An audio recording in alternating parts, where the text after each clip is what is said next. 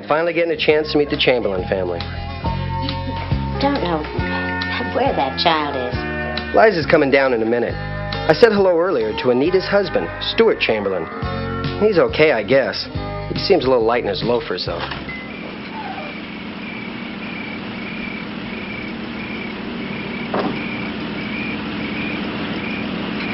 Okay, Shane, let's go and take me to the club.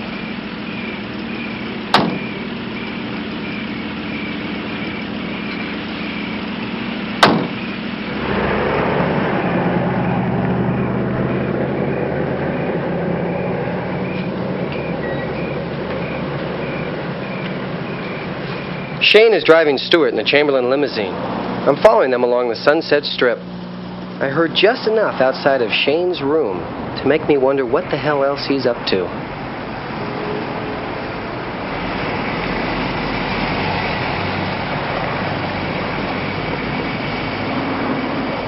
Well, they're making a U-turn and stopping across the street.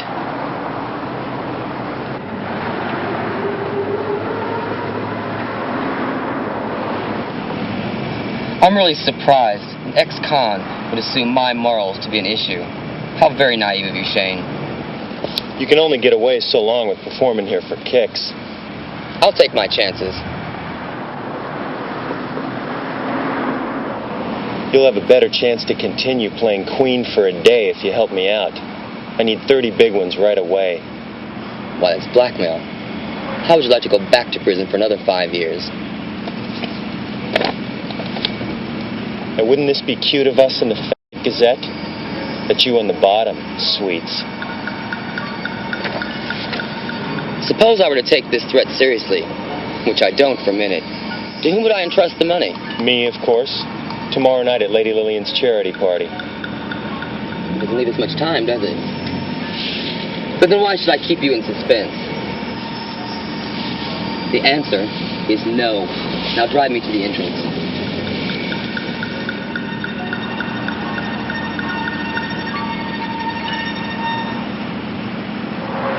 Shane's pulling the limo in front of the screaming cockatoo. This should be good.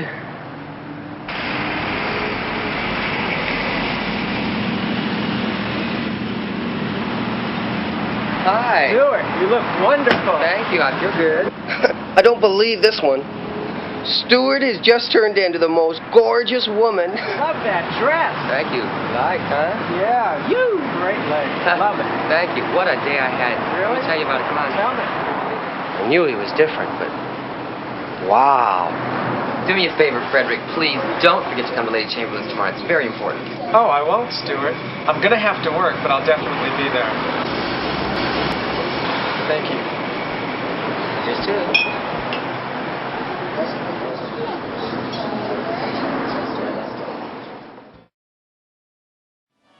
On top of all this was Chris's partner, a Harvard MBA who came on like peaches and cream.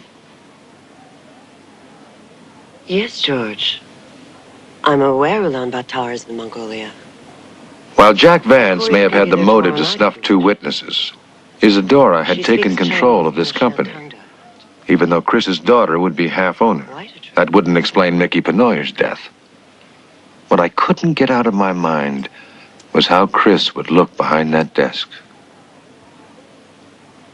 Anytime you're ready, George. Bye-bye. I was just about to call you, Mr. Hammer. Isidora Shepperton. Mike, you've got quite a handshake.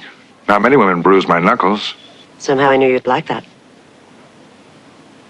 I was just going through Chris's file, trying to determine who exactly is entitled to her share of the company. How well did you know Chris? Well enough to know that her daughter should get part of it. That's the problem. The last time I heard, Michelle was at Vassar.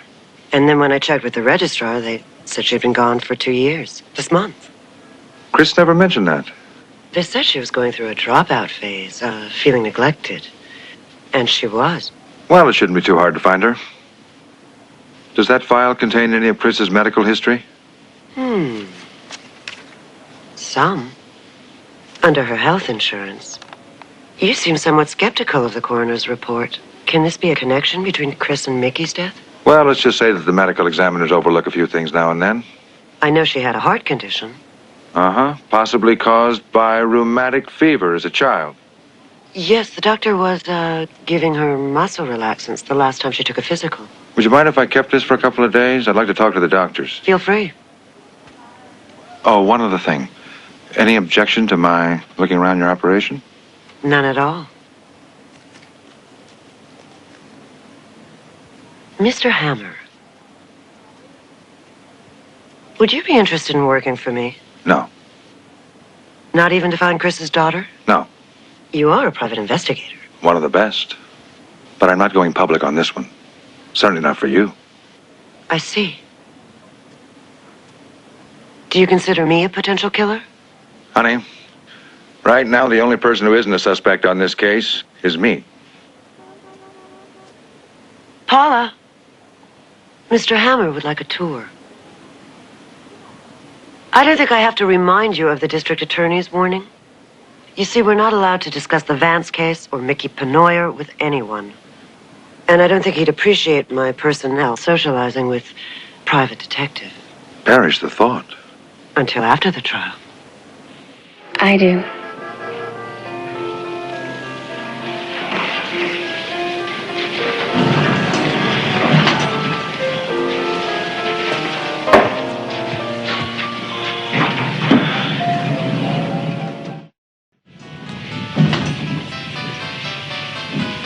I'm sorry, sir. You can't go in there unless I announce you. You're a cool lady, Isidora. A corporate cool lady. Somehow, I don't think that's a compliment. Smart. That's all right, Lisa. One partner and 2 employees in the morgue and another on the way, and your only problem is where to have lunch. Mr. Hammer, in case you didn't notice, half those offices out there are empty. My couriers are terrified. I'm trying to sustain operations, and I still have girls that need paychecks. You never mentioned that Janice Wells was in the car. Orders of the district attorney. Listen, Janice lived in Queens. Mickey could have dropped her off before the crash. Any idea where she might be now? I'm afraid to guess. Hope to God she's hiding somewhere, but But what? we'd have heard from her. Yeah, if she trusted you. How many people around here knew about the briefcase that Mickey Penoyer was carrying? Well, let's see. There's Chris, Mickey, Janice, and myself. The only person who knew what was in that briefcase was Jack Vance. What about a secretary? Arla? Yeah. Possibly. There wasn't much she didn't know about Jack. And she did deliver the case to Chris the morning that Mickey left. How do you feel about Vance? As a businessman, a lover, or potential killer? All of the above. Let's put it this way. In another few years, Jack Vance will be on the cover of Fortune magazine. Centrally, he's in a megaton class. And like any self-made millionaire, he worships his creator. You covered A and B. Basically, he's a nice tycoon, if you don't push his button. What happens if you do? That's one question too many. Right. Well, I hope for your sake that this office isn't bugged. Is that all the appreciation I get for breaking the DA's gag rule? No. After this is over, you and I should have dinner together. And breakfast. She already tried that one. You got till 2 a.m., then the bleeding starts. Maybe I can't find it till tomorrow. No! Please! We're playing hardball, Hammer. All right, where do we meet? There's an old mannequin company at 8th Avenue and West 27th Street. 2nd floor. One way or the other, I'll be there. There's only one way, Hammer. And if you do that empty briefcase number or bring any cops, you'll just hate yourself. For killing your daughter, I mean.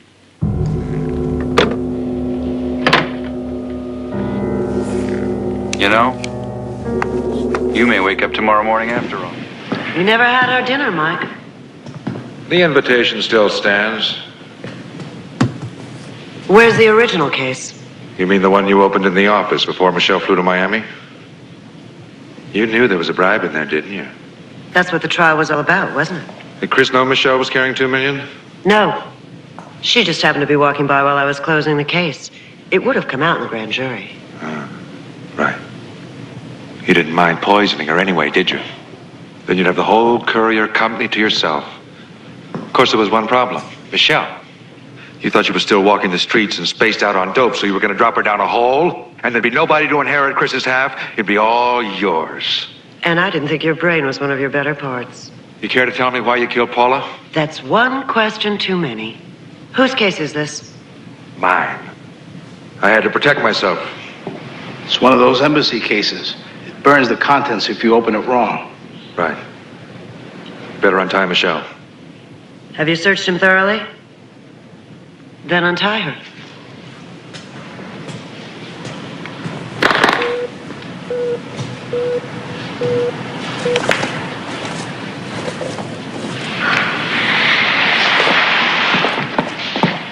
I don't know what we would have done without you, Mike. Lovely. Cal, make sure it isn't counterfeit.